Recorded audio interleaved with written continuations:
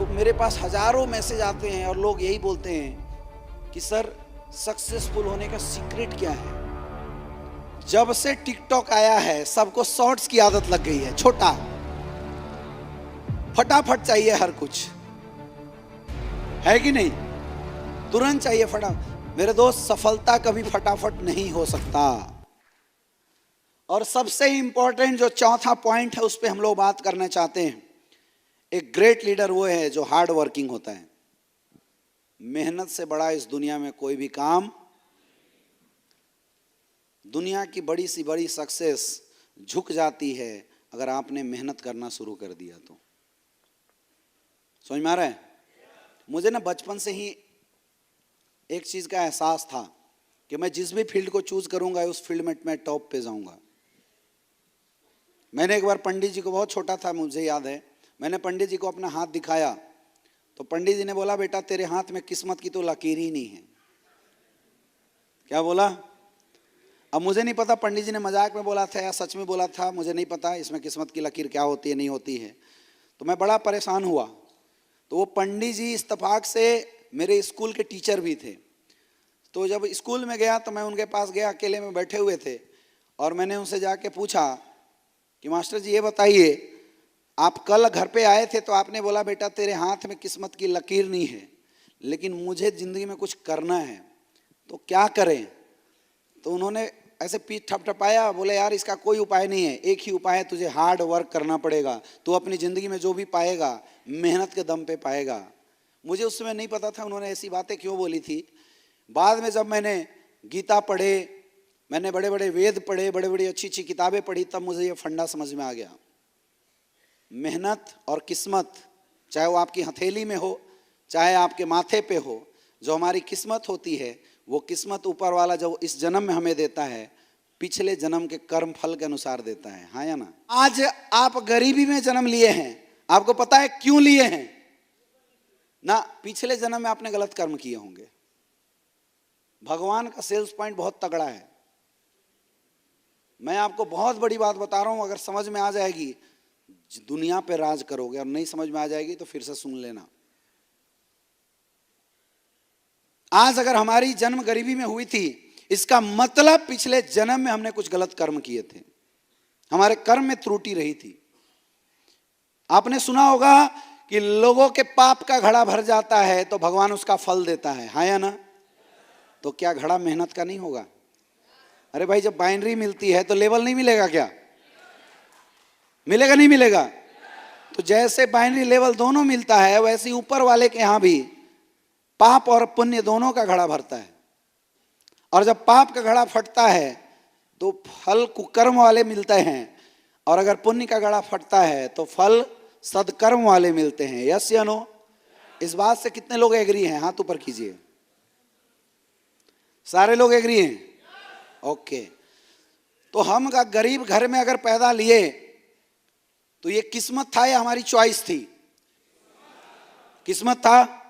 पक्का? इस बात से कितने लोग एग्री हैं?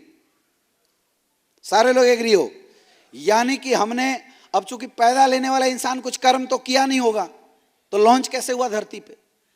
यानी कि पिछले जन्म में हमने कुछ गलत कर्म कर दिए होंगे, या हमारे कर्म कमजोर रहे होंगे, इसलिए भगवान ने गरीब के यहां हमें पैदा कर दिया। सोचो, अगर कर्म अच्छे होते तो अंबानी के यहां पैदा हुए होते, नहीं हुए होते? हाँ या ना? यस या नो?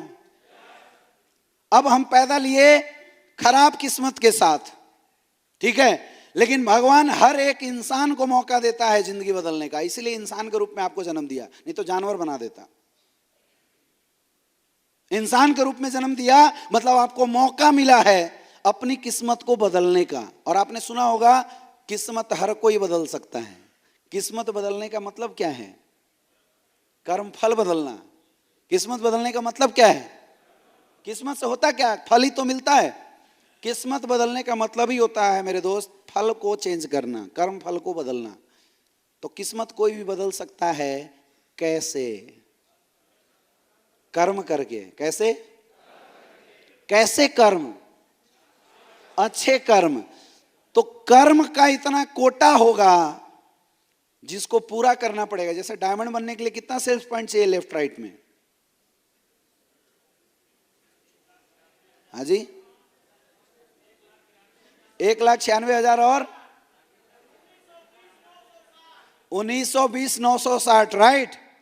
तो वैसे ही अच्छे कर्म का सबका कोटा होता है। वो कोटा जिस दिन पूरा हो गया, समझ लो अच्छे फल मिलने शुरू हो जाएंगे। लेकिन अब मुझे बताओ, किसको यहां पता है कि मेरा वाला कोटा कितना है? ये तो हमारी कंपनी बड़ी अच्छी है जो लिख के दे दी है, भगवान ने लिख के भी नहीं दिया। किसको पता मेरा वाला कोटा कितना है?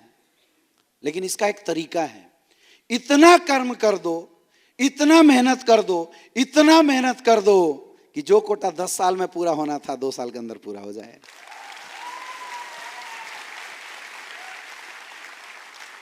तो जो इंसान को 10 साल में करोड़पति बनना था, वो इंसान 2 साल के अंदर करोड़पति बन जाएगा। इसके अलावा कोई दूसरा अल्टरनेट ऑप्शन। हार्ड वर्क तो करना पड़ेगा my dear friend. Network marketing industry में 60 साल की इनकम 3 साल में आती है। अभी मेजर साहब हमारे साथ आए थे। कहाँ गए मेजर साहब? सर यहाँ हैं। मेजर साहब 1.5 लाख रुपए महीना कमाते हैं। आप मुझे बताइए साल की इनकम कितनी हुई सर की? 18 लाख रुपए। मेजर साहब 35 साल नौकरी आपने किया, 35 साल में कितना पैसा कमा के आएंगे? कितना? 2 करोड़ सर, क्योंकि जब ज्वाइन हुए होंगे तो इतना नहीं आता होगा, है ना? 20 साल के बाद आना शुरू हुआ है। 800 रुपए से ज्वाइन हुए थे, लगभग 2 करोड़ रुपया 30 साल मेहनत करने के बाद ये भाई साहब लेके आएंगे। क्योंकि जब मेहनत किया किस्मत बदल गई, मेहनत नहीं करता तो किस्मत। ये फॉर्मूला आपके साथ भी लागू होने वाला है। मेहनत करोगे, मेहनत करोगे, मेहनत करोगे। कब तक? जब तक किस्मत ना बदल जाए। कब तक? कब तक? लोग गलती यही करते हैं, लोग गलती यही करते हैं, किस्मत बदलने वाली होती है उससे पहले मेहनत।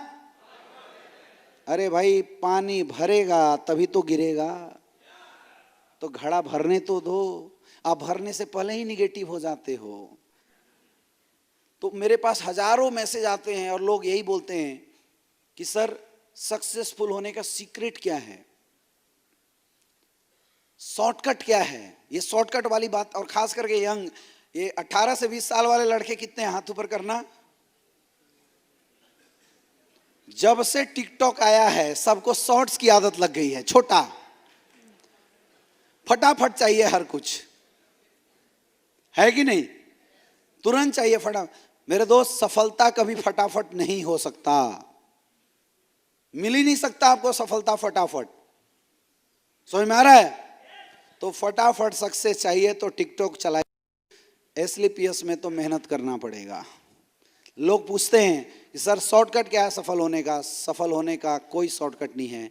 मेहनत का कोटा जिस दिन पूरा कर दो, सफलता उसी दिन आनी शुरू हो जाएगी।